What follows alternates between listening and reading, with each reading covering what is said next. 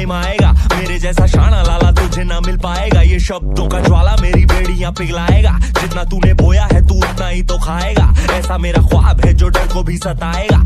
आओ जी, अब हम आ गए अपने टॉपिक नंबर 3 पे। किस पे आ गए? टॉपिक नंबर 3 रिवैल्यूएशन अकाउंट पे।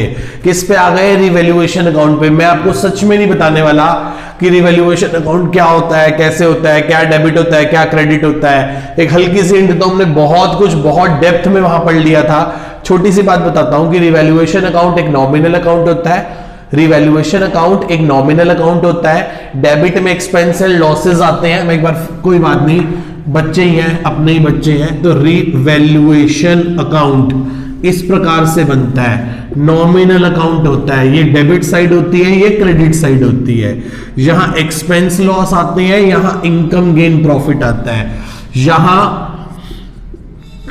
एसेट्स का गिरना, लायबिलिटी का बढ़ जाना या अनरिकॉर्डेड लायबिलिटी का मिलना, और इधर एसेट्स का बढ़ जाना, लायबिलिटी का गिर जाना या अनरिकॉर्डेड एसेट का मिलना। बड़ी सिंपल सी बात है, बड़ी सिंपल सी बात है। लॉस के केस में रिवैल्यूएशन, लॉस के केस में रिवैल्यूएशन डेबिट होगा और प्रॉफिट के केस में रिवैल्यूएशन क्रेडिट होगा। मैंने आपके सामने फिर से सारी की सारी बात रख दी। रिवैल्यूएशन अकाउंट डेबिट, डेबिट में क्या आएगा? एसेट का गिर जाना, लायबिलिटी का बढ़ जाना, अनरिकॉर्डेड लायबिलिटी का मिलना। क्रेडिट साइड में क्या आएगा? एसेट का बढ़ जाना, लायबिलिटी का गिर जाना, अनरिकॉर्डेड एसेट का मिलना। नॉमिनल अकाउंट है। Income gain profit credit, expense loss debit. Debit में क्या आएंगे? लॉसेस। क्रेडिट में क्या आएंगे? इनकम्स। ठीक है जी। रिवैल्यूएशन अकाउंट डेबिट होगा लॉस की स्थिति में और एक्सपेंस की स्थिति में, क्रेडिट होगा प्रॉफिट और गेन की स्थिति में, और इनकम की स्थिति में रिवैल्यूएशन अकाउंट क्रेडिट होगा। Got it? चले, बच्चे कह रहे सर चलो एक एग्जांपल कराओ, तो मैं आपको एक क्वेश्चन करा रहा हूं। उसके अंदर 12 पॉइंट है। मैं आपके साथ शुरू करता हूं। क्वेश्चन क्या कहता है?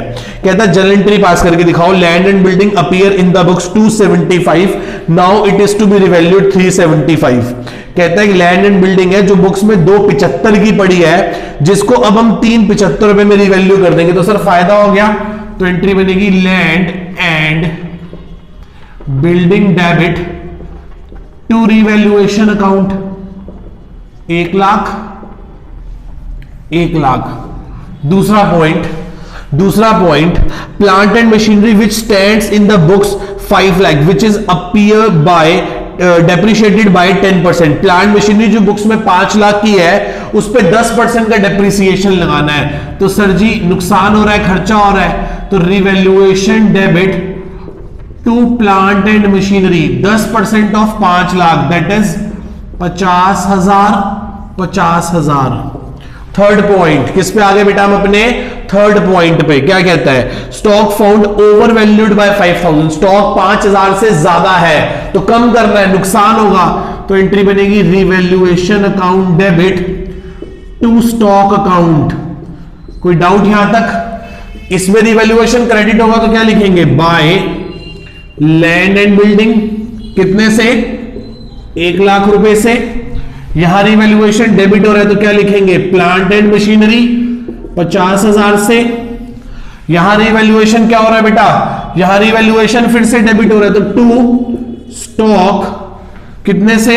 स्टॉक कितने से बढ़ा हुआ था बेटा? हमारा ओवर वैल्यूड था 5,000 से, तो 5,000 से कम कर दिया 5,000। फोर्थ पॉइंट पे आ गए। अब हम किस पे आ गए बेटा? फोर्थ पॉइंट पे क्या कहता है? Investment found is under valued bye 20,000। Investment 20,000 से कम है तो उसकी वैल्यू को बढ़ा दो, तो एंट्री बनेगी इन्वेस्टमेंट अकाउंट डेबिट। फायदा हो गया तो रिवैल्यूएशन क्रेडिट हो जाएगा 20,000 रुपए से। बिल्कुल सही बात है जी। तो क्या करेंगे? यहां क्या लिखेंगे? बाय इन्वेस्टमेंट 20,000 रुपए। कोई डाउट यहां तक मेरे बेटा को? मेरे किसी भी बच्चे को डाउट है यहां तक? फिफ्थ पॉइंट पे आ जाओ। कहता है debtor and provision appears in the books 1,12,000। ठीक है। After the admission they decide for doubtful debts is make equal to 20%। ठीक है जी, ठीक है। 1,00,000 के डेटर है, उस पर 20% का प्रोविजन बनाना है, दैट इज कॉल्ड 20,000। बिल्कुल सही बात है। 12,000 का प्रोविजन ऑलरेडी बुक्स में खड़ा है, तो सर हम और प्रोविजन बना लेंगे, तो एंट्री करेंगे revaluation account debit to provision for doubtful debts. 20 बनाना है, 12 बना पड़ा है, तो 8 का ही तो और बनाओगे, तो क्या लिख दोगे यहां पे, to provision for doubtful debts. कितना बेटा, 8,000 रुपए का प्रोविजन बन गया। कितने रुपए का प्रोविजन बन गया मेरे बेटा, 8,000 रुपए का क्या बन गया, प्रोविजन बन गया। अब हम आ गए अपने 6th पॉइंट पे।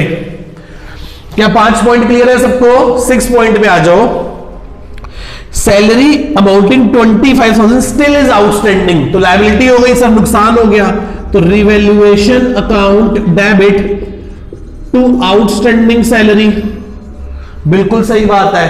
कितने से? 25,000 रुपए से नुकसान हो गया, तो यहां लिखेंगे आउटस्टैंडिंग सैलरी 25,000 रुपए। आओ जी 7th पॉइंट पे आ जाओ। कोई डाउट किसी को यहां तक? 7th पे आओ। Commission receive in advance 10,500। Sir advance मिली हुई है, तो लायबिलिटी है सर ये तो हमें, तो क्या करेंगे, revaluation account debit to earned commission 10,500। नुकसान हो गया, तो लिखेंगे to earned commission 10,500। 10,500। 8th point पे आ जाओ बेटा। 8th पॉइंट पे आ जाओ। क्या कहता है 8th पॉइंट, ध्यान से समझते हैं। वो कहता है, नहीं 8 तो हो गया, अच्छा एक पॉइंट बीच में से हमारा रह गया था, तो हम अपने 7th पॉइंट पे आते हैं। ये था हमारा 8th पॉइंट, अब हम अपना 7th पॉइंट करने जा रहे हैं। एक पॉइंट बीच में से रह गया था। क्या कहता है, firm has take a fire insurance policy. Firm ने एक फायर इंश्योरेंस पॉलिसी ले रखी है। हैड बीन प्रीमियम 5,000 रुपए, but said amount be debited to the profit and loss account. Out of the above amount 1,000 related to the coming year. अरे यार बहुत simple है, बस इंग्लिश है थोड़ी लंबी सी। वो कह रहा है हम हर साल 5,000 रुपए इंश्योरेंस प्रीमियम देते हैं फायर इंश्योरेंस का। हमने पिछली बार भी 5,000 दिया, जिसमें से 1,000 रुपए अगले साल का है, तो सर ये तो हमारी एसेट हो गई, ये तो प्रीपेड खर्चा हो गया। तो कोई एसेट मिली है, एसेट मिली है तो फायदा हुआ है, तो क्या लिखेंगे, prepaid insurance account debit to revaluation account. 1,000 रुपए का फायदा हुआ है हमें सर, क्या लिख देंगे, बाय प्रीपेड इंश्योरेंस 1,000 रुपए। कोई डाउट यहां तक किसी को? हाथ देख रहे हो कैसे चल रहा है मेरा, बिल्कुल बराबर सही से। आप सब लोगों को सारे पॉइंट आई होप अच्छे से समझ आ रहे होंगे, पक्का? ठीक है जी, आगे चलते हैं। At the time of admission, it was found that the stock with the customer cost rupees 15,000 was not recorded in the books. वो कहता है एक at the time of admission it was found that the stock with customer cost price 15,000 was not recorded in the books. Customer के पास हमारा एक stock पड़ा है 15,000 रुपए का, जिसको हमने अभी तक अपनी बुक्स में रिकॉर्ड नहीं किया। तो सर ये तो फायदे वाली बात है हमारे लिए, हमें तो फायदा मिल गया।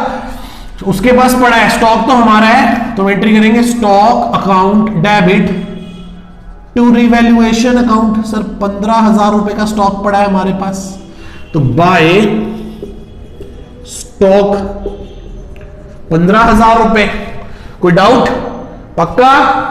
9th पॉइंट पे आओ यार, कुछ बीच में रह रहा है बार बार। 7th 8th, एक सेकेंड, ये 5 डेटर वाला था, बिल्कुल था। 6th कौन सा था? सैलरी वाला था, बिल्कुल था। 6 के बाद 7th कौन सा था? इंश्योरेंस वाला हो गया। 8th कमीशन वाला हो गया। अच्छा अब ये फिर 9th हो गया ना, ठीक है सॉरी, ये 9th हो गया। अब आ जाओ 10th पॉइंट पे। 10th पॉइंट क्या कहता है? कहता है there was an unrecorded liability 7,500 in respect of bill discounted which was dishonour.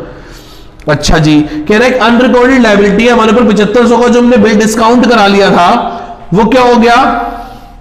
Dishonour हो गया। इस पॉइंट को इंपॉर्टेंट मार्क कर लें, एक बार ध्यान से फिर से पढ़ते हैं। There was an unrecorded liability of 7500 रुपए। एक अनरिकॉर्डेड लायबिलिटी है 7,500 रुपीज की, विच वॉज हमने एक बिल डिस्काउंट करा लिया था, जो क्या हो गया, डिसऑनर हो गया। तो भाई डिसऑनर हो गया तो क्या करें, कितने का बिल था ये,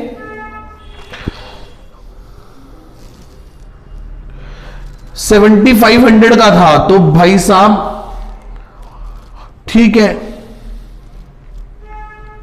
वैसे मेरे हिसाब से ना, मेरे हिसाब से यदि मैं अपनी बात करूं, अभी पार्टी इंसॉल्वेंट नहीं हुई, मुझे कहीं इंफॉर्मेशन नहीं दे रखी कि पार्टी इंसॉल्वेंट हो गई, तो मैं तो इस केस को पता है क्या मान के चलूंगा, there was an unrecorded liability, एक अनरिकॉर्डेड लायबिलिटी है 7500 की in respect of bill discounted which was dishonoured. उसे कहना चाहिए था कि पार्टी इंसॉल्वेंट हो गई, उसे कहना चाहिए था कि पार्टी इंसॉल्वेंट हो गई, पार्टी इंसॉल्वेंट नहीं हुई अभी।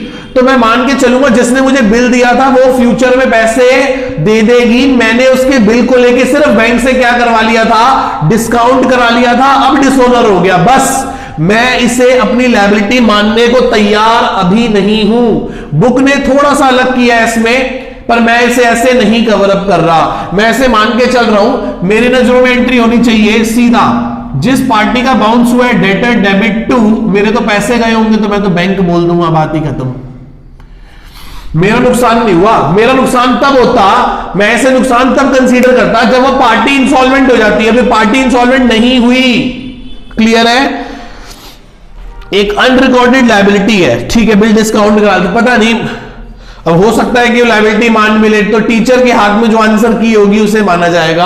आप इसके नीचे एक नोट दे देना, we are assuming that the amount will be recoverable in the near future, ठीक है, so therefore we are only passing the entry dated to bank. आगे चलते हैं, नेक्स्ट 11th पॉइंट पे आ गए हम अपने, 20,000 being write off as bad debt were recovered, 20,000 में जो हमारे बेड डेट हो गए थे वो अब रिकवर हो गए। तो सर बहुत ही बेहतरीन, दो एंट्री होती है, bank debit to bad debt recover, अगली एंट्री होती है फायदे की, bad debt recover debit to revaluation account. Sir फायदा हो गया तो क्या लिखेंगे, बाय बेड डेट रिकवर, कितने बेटा, 20,000 रुपए, कितने हो गए बेटा, 20,000 रुपए। आगे, furniture appear in the books 1 lakh is decided to appreciate by 10%, 1 lakh के फर्नीचर को 10% से बढ़ाने का हमने डिसाइड किया कि वो 1,10,000 का हो गया, तो सर हमारे लिए तो फायदा हो गया। तो एंट्री क्या करेंगे बोलो, 12th furniture debit to revaluation account 10,000, और यहां क्या लिख देंगे, बाय फर्नीचर 10,000 रुपए। कोई डाउट यहां तक? अब जो भी रिवैल्यूएशन का प्रॉफिट लॉस आएगा वो पुराने पार्टनर्स की पुरानी रेशियो में बट जाएगा before admission of a new partner. एक बार मैं चेक कर लेता हूं कि आंसर पॉजिटिव है कि नेगेटिव है। आंसर पॉजिटिव है तो मैं इसे प्रॉफिट मान रहा हूं, तो to profit transfer to old partners capital in their old PSR, old partners की ओल्ड पीएसआर में before the admission of new partner, नए पार्टनर के एडमिशन से पहले हम इस प्रॉफिट को पुराने पार्टनर्स की पुरानी प्रॉफिट शेयरिंग रेशियो में बांट कर खत्म कर देंगे। एक छोटा सा प्यारा सा क्वेश्चन था आप लोगों के लिए, इसमें बहुत सारे छोटे छोटे पॉइंट्स कवर हो गए। रिवैल्यूएशन खैर हमने पहले बहुत अच्छे से कवर अप किया था, एक बार दोबारा से कर लिया। रिटायरमेंट में फिर छोटा मोटा क्वेश्चन आएगा तो फिर से कवर अप कर लेंगे। एंट्री साथ साथ हमें क्लियर होती चली गई। यदि आपका बेसिक्स अच्छे है ना बेटा तो आप सारी जल एंट्री अच्छे से कवर अप कर सकते हैं। ठीक है, बाय बाय।